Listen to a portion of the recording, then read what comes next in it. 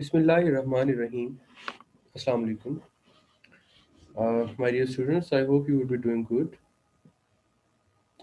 Well, कल मैंने आप लोगों से जो बातें की थी uh, उसका जो एंड हुआ था वो पास्ट परफेक्ट पे हुआ था। हमने कल ये सीखा था कि पास्ट परफेक्ट कब यूज़ होता है। तो मैंने कल ये कंक्लूड किया था कि पास्ट परफेक्ट के अंदर आपको कोई ना कोई ऐसे इंडिकेटर्स नज़र आ जाते हैं कि जिनको देखकर आप फैसला करते हैं कि हाँ, अब हम पास्ट परफेक्ट यूज़ करेंगे।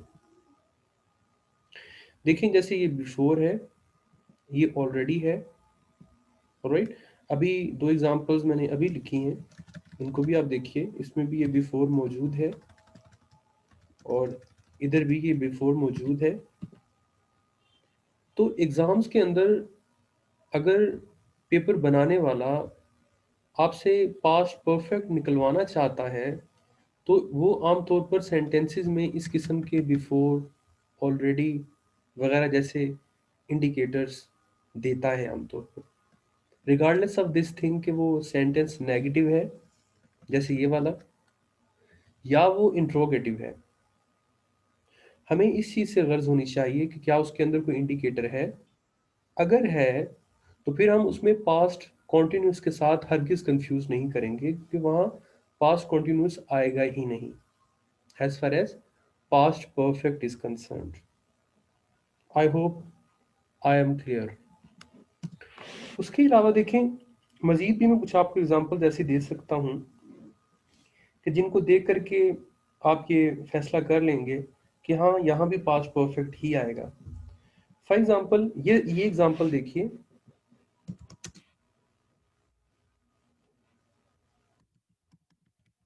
आई helped him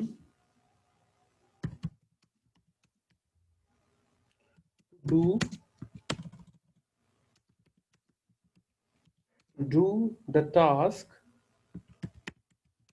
after I had finished my work. आप इजीली गेस कर लेंगे कि सर इसमें भी एक इंडिकेटर मौजूद है जो कि ये आफ्टर है। करेक्ट। नाउ अब इन तमाम एग्जांपल्स में आप इजीली देख सकते हैं कि कोई ना कोई इंडिकेटर मौजूद है। अच्छा, अब ये जो इंडिकेटर आफ्टर है या बिफोर है या ऑलरेडी है, जैसे ही हम यूज करते हैं तो पास्ट परफेक्ट की जो बुनियादी डेफिनेशन मैंने आपको बताई थी ये लिखी हुई है। It is used to make it clear that one event happened before another in past.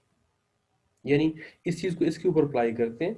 I helped him to do the task when after I had finished my work. Right. तो इसका भी जो एक ताल्लुक है वो इसके साथ बहरहाल बन रहा है। अच्छा, तो अब ये देखिए, मैं फिर एक दफा रिपीट करना चाहूंगा कि आपने इसके साथ स्टिक रहना है। ये बड़ी इंपॉर्टेंट चीज़ है। इसको मैं कोई कलर दे देता हूँ ताकि आपको याद रहे कि इसकी खासी सिग्निफिकेंस है। It is use to make it clear that one event happen before another in past. तो दोनों काम साइमल्टेनियसली नहीं होते। एक काम पहले होता है और एक काम बाद में होता है। वो कौन सा पहले होता है, वो कौन सा बाद में होता है, इट डिपेंड्स। बट एक काम पहले और एक काम बाद में, और हाँ, वो दोनों के दोनों काम पास्ट ही में होंगे। ऑलराइट, तो ये हमारा जो है वो बेसिक अंडरस्टैंडिंग थी इसमें। अच्छा, अब उसके बाद मैं आपको कुछ चीज़ें इस पास्ट परफेक्ट के हवाले से और भी आ, बताता हूँ ताकि आपको बेहतर इसके बारे में आइडिया हो जाए। पास्ट परफेक्ट को लेकर एक और काफ़ी इम्पोर्टेंट जो इंडिकेटर है वो है जस्ट का। जस्ट यानी हम लिख सकते हैं कि past perfect plus just. Past perfect और वर्ड जस्ट का आपस में बड़ा गहरा ताल्लुक है और ये भी अक्सर औकात पेपर में इंडिकेटर बन के आता है।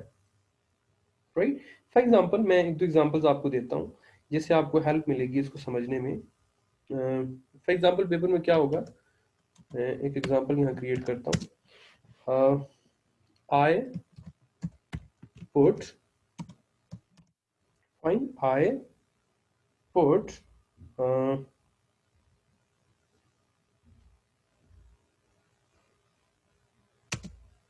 the washing out,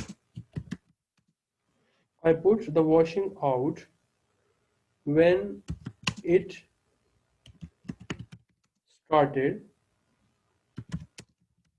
to rain या raining. I put अच्छा, अब इसके अंदर हम कहीं जस्ट भी एड अप करते हैं ताकि हमारा जो बेसिक पर्पस था वो जो है वो पूरा हो जाए। इधर हम कर देते हैं जस्ट पुट कर देते हैं। ये सेंटेंस है। सो लेट सपोज ये पेपर में आ गया। अब हम इसको कैसे हैंडल करेंगे? अभी तो हम जानते हैं कि हम पास्ट परफेक्ट डिस्कस कर रहे हैं, तो आप इजीली पास्ट परफेक्ट को इसके ऊपर अप्लाई करके रिक्वायर्ड रिजल्ट्स ले सकते हैं। लेकिन जब पेपर में सेंटेंसेस को मिक्स करके दिया जाता है और स्टूडेंट को नहीं पता होता कि यहाँ 12 टेंसेस में से कोई भी आ सकता है, तो वहाँ खासी दिक्कत होती है। उसमें काफ़ी आपको मुश्किल फेस करना पड़ सकती है। उस मुश्किल से बचने के लिए आप लोगों को पहले से इस किस्म के सेंटेंसेस के साथ एक्सपोजर होना बहुत ज़रूरी है। अब देखें, जैसे ये सेंटेंस है, I just put the washing out when it started to rain, how you rectify it? चलिए लेट्स अज्यूम कि हमें पता है कि इसमें पास्ट परफेक्ट ही आना है, but how would you apply past perfect on this sentence? Can you guess? देखें, ये एक्शन पहले हुआ, राइट, और ये एक्शन बाद में हुआ, ठीक, ओके। अब ये जस्ट भी मौजूद है जिसकी मैं बात कर रहा था आपसे कि ये भी आ सकता है। तो पहली बात तो ये कि हैड जो आएगा वो जस्ट से पहले आएगा। I had just put the washing out when it started to rain. दूसरी स्टूडेंट जो गलती करते हैं वो इस पुट को इसकी थर्ड फॉर्म में बदलने की कोशिश होती है, या इस किस्म के कोई दूसरे वर्ब्स ऐसे होते हैं कि जिनको सेकंड या थर्ड फॉर्म में नहीं बदला जा सकता, जैसे कट है, जैसे सेट है, या इस किस्म के कोई दूसरे वर्ब्स जिनको आप सेकंड या थर्ड फॉर्म में चेंज नहीं कर सकते, उनको आपने एज इट इज रखना होता है। तो पुट की थर्ड फॉर्म चूंकि पुट ही है, तो ये क्या होगा? I had just put the washing out when it started to rain.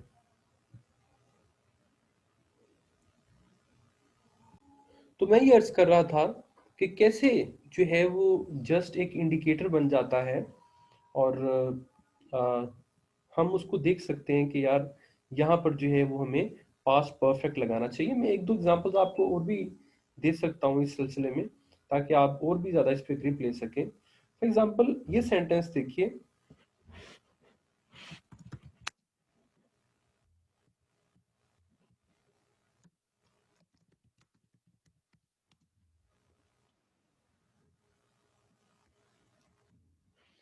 देखें क्या है जी, द ट्रेन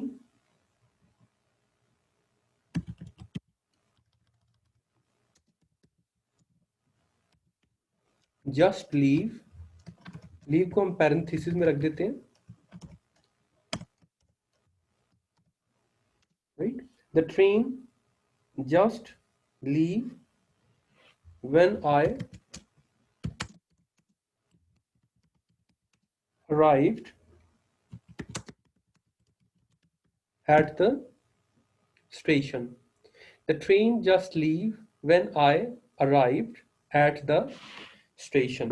तो अब पेपर में सपोज करिए ये सेंटेंस आ गया है, तो सबसे पहले तो जैसे ही आप देखेंगे कि यार इसमें एक तो पास्ट इंडेफिनिट यूज हुआ है, फौरन आपको एक गेस मिल जाएगा कि यार हाँ इसमें पास्ट परफेक्ट यूज हो सकता है। सेकंड इंडिकेटर आपको क्या मिल जाएगा? जस्ट का। तो अब फौरन एक कंक्लूजन तक पहुंच जाएंगे कि यार यहाँ पर तो वाकई हम हैड ही लगाएंगे और इसको थर्ड फॉर्म में चेंज कर देंगे जो कि पास्ट परफेक्ट बन जाएगा। ऑलराइट, अब अगला टास्क जो होगा वो ये होगा कि हैड कहाँ लगाना है, क्या जस्ट के बाद लगाना है या पहले लगाना है। तो I believe everybody of you know that कि हैड जस्ट से पहले लगेगा, right. The train had just, और फिर इसको किस में चेंज करेंगे, यस, लेफ्ट में। The train had just left when I arrived at the station. Alright, तो ये भी इसका एक तरीकाकार है।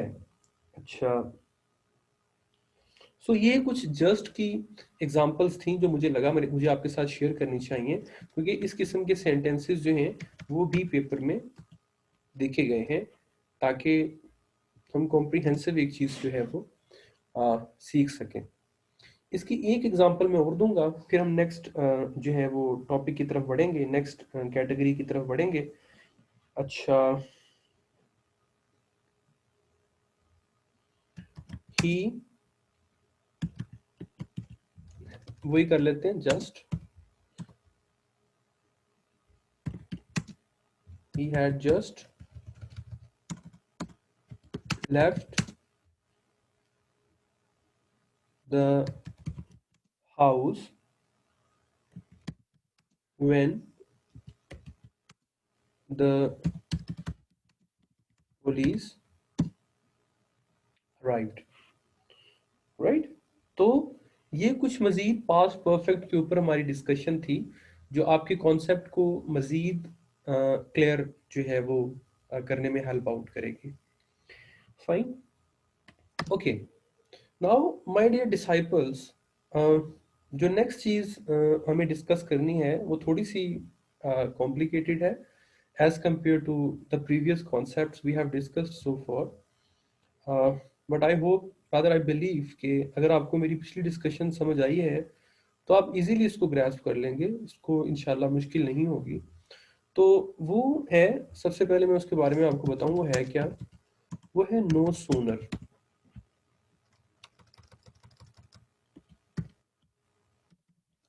नो सूनर,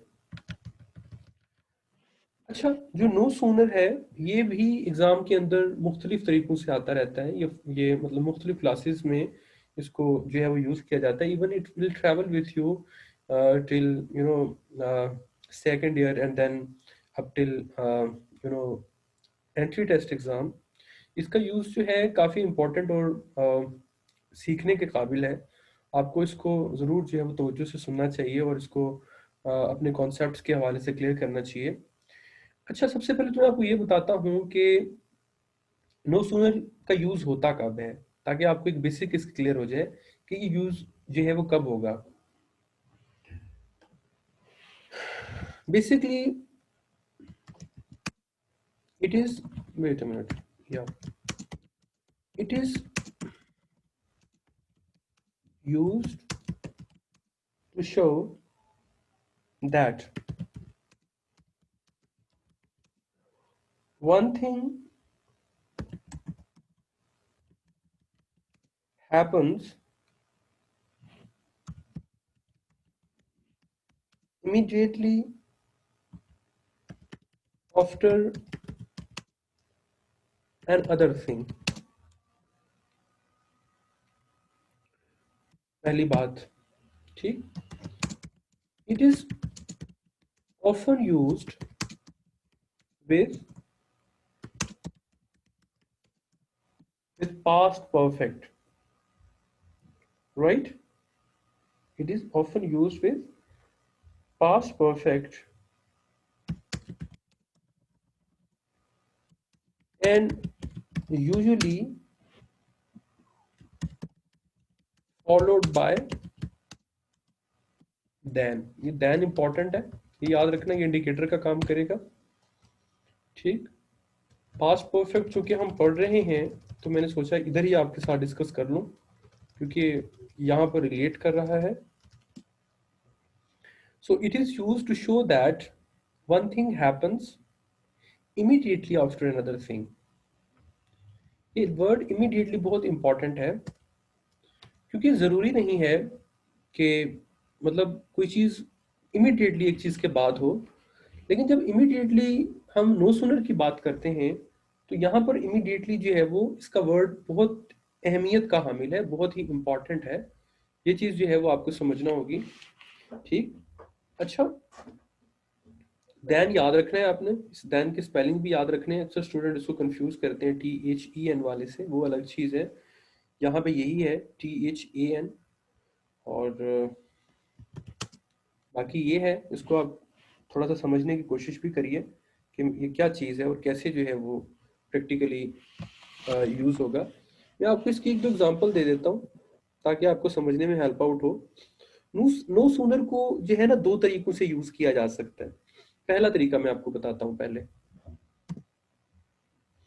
फॉर एग्जाम्पल मैं एक सेंटेंस बनाता हूँ। They had no sooner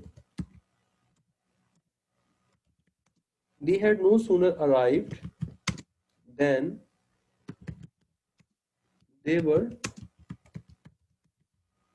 arguing, right? अच्छा, कोई और सेंटेंस बताता हूँ, दो तीन लिख लेते हैं ना, फिर उस पर बात करते हैं।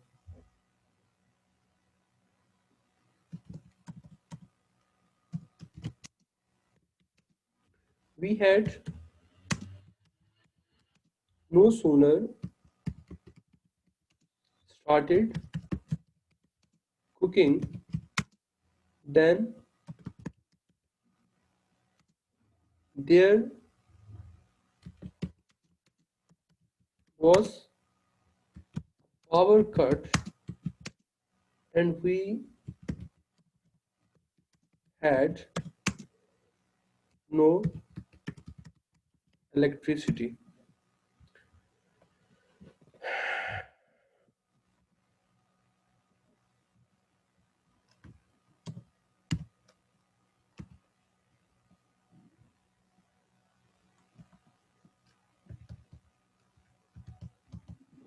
We had no sooner started cooking than there was a power cut and we had no electricity.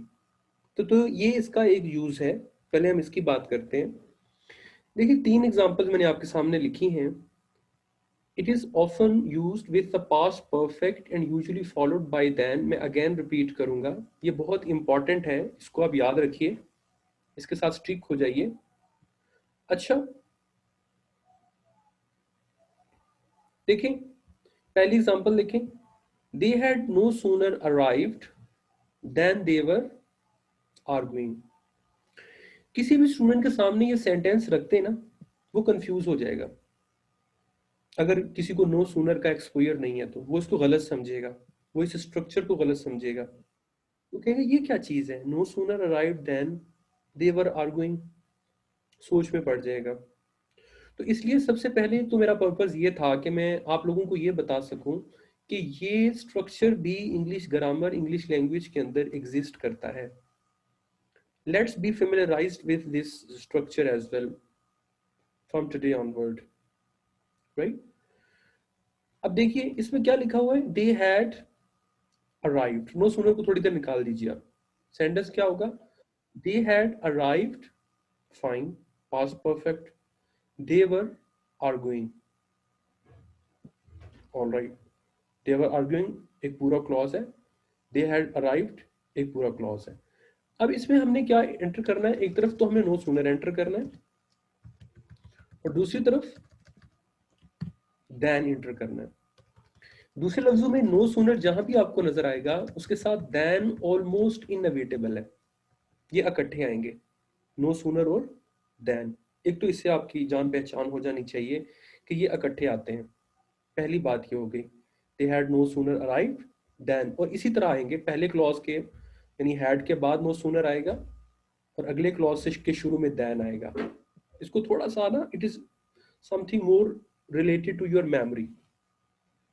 Fine, they had no sooner arrive then they were argue. मैं बार बार रिपीट इसलिए कर रहा हूं कि आप इसको जो है वो एक तरह से याद कर लें।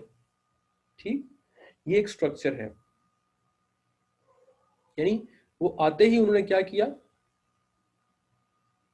आर्गुमेंट शुरू कर दिया। एक एक्शन दूसरे एक्शन के फौरन बाद जो है वो होता है, यही मैंने कहा था। अच्छा, we had no sooner started cooking then there was a power cut and we had no electricity.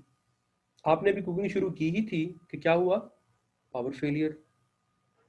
समझ रहे? तो जो कोर है नो सूनर और देन की, वो क्या है, वो आप यकीनन समझ गए होंगे कि एक एक्शन होता है, उसके होते ही दूसरा हो जाता है, मतलब दोनों जो हैं वो आपस में बहुत ज्यादा जुड़े हुए हैं। तो ये आपने थोड़ा सा याद कर लेना है। No sooner started cooking then there was a power cut and this and this. अच्छा, पेपर में क्या हो सकता है? पेपर में ये हो सकता है कि एक तो वो यहाँ पे आपको सिर्फ अराइव देगा ऐसे, इसको भी ब्रैकेट लगा देते हैं, इधर कुछ भी नहीं होगा। They no sooner arrive then they were arguing. अब इस सेंटेंस को करेक्ट करना, अच्छे अच्छे स्टूडेंट्स इसमें फेल हो जाते हैं, जहां वो नंबर कटवा लेते हैं। आप खुद सोचिए, अगर एक स्टूडेंट को नो सूनर का एक्सपोजर ही नहीं है, नो सूनर और देन का, वो कैसे फैसला करेगा कि यहाँ पर हैड आना है और वो नो सूनर से पहले आना है और अराइव की थर्ड फॉर्म आनी है और इसको हमें इस तरह से बिल्ड करना होगा। उसके लिए खासी मुश्किल होगी ये चीज़।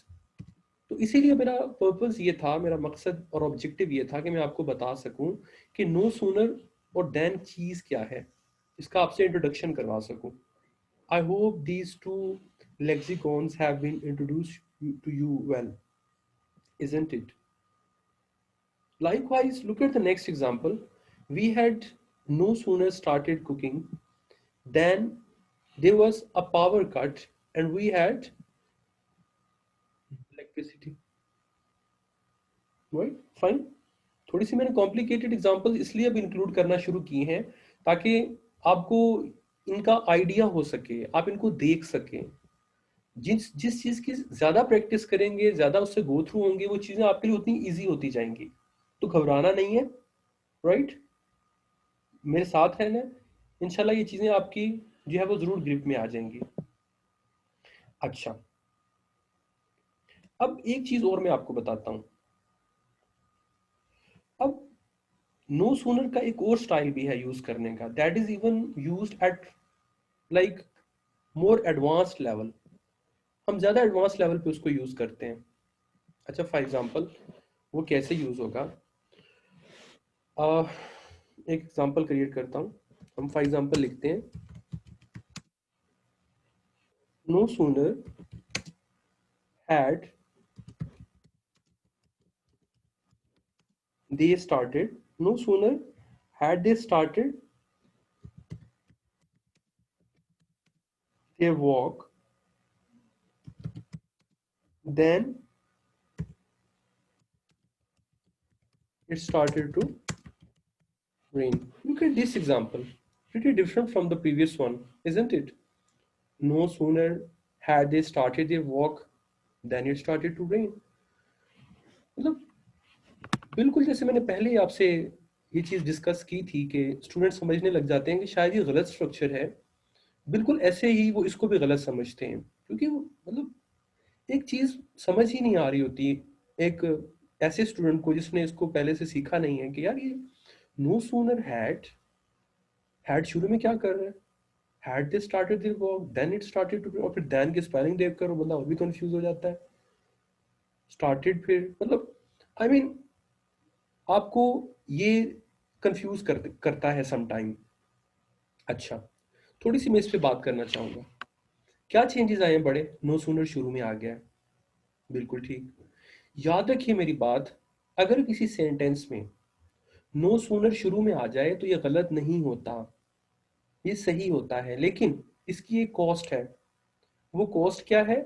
वो कॉस्ट ये है कि ये जो हैड है सब्जेक्ट से पहले आ जाता है।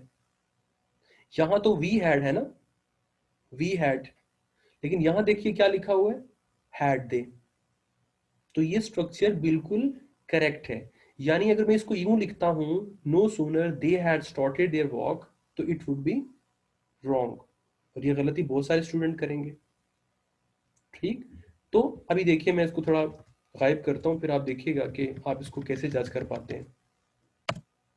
अभी देखिए, ऐसे आएगा पेपर में, ये कुछ यूं आएगा, no sooner they start their walk then it started to rain. पहला मरहला तो ये होगा कि ये गैस करना कि टेंस आएगा कौन सा। अगर आपने ये गैस कर लिया कि कौन सा टेंस आएगा, दूसरा मरहला कि यार वो कहाँ आएगा। लाइक फॉर एग्जांपल बहुत से स्टूडेंट क्या करेंगे, यहाँ हेड लगा देंगे, ठीक। बहुत से स्टूडेंट क्या करेंगे, हेड लगाएंगे ही नहीं, और क्या करेंगे, इधर ईडी लगा देंगे, no sooner they started their walk वगैरह। और बहुत कम स्टूडेंट ऐसे होंगे जो स्टार्टेड लगा के सूनर के बाद हेड लगाएंगे और इस तरह से इसको जो है वो करेक्ट बनाएंगे, यानी ये structure, no sooner had they started their walk then it started to rain. समझ गए मेरी बात को? तो इसके नो सूनर के शुरू में आने की कॉस्ट यकीनन आप समझ गए होंगे, इस हेड की प्लेस चेंज करना। बल्कि मैं यहाँ लिख देता हूँ आपकी याद दहानी के लिए, पॉइंट टू रिमेंबर, ताकि आपको याद रहे ये बात और आपको आसानी रहे बाद में जब आप रिवीजन कर रहे हो इन चीजों की। क्या है point to remember? When no sooner, no मैंने दो दफा लिख दिया, when no sooner is used in front position, we invert the order of the auxiliary verb। auxiliary verb किसकी बात हो रही है बोला, had की बात हो रही है, and subject। समझ गए मेरी बात को? तो ये पॉइंट टू रिमेंबर जो है ये आप लोगों ने जरूर याद रखना है, ठीक। इसको मैं रेड कर देता हूँ ताकि इसकी सिग्निफिकेंस, बल्कि इसको ये कर देता हूँ ताकि इसकी सिग्निफिकेंस आपको याद रहे, ठीक। ओके, तो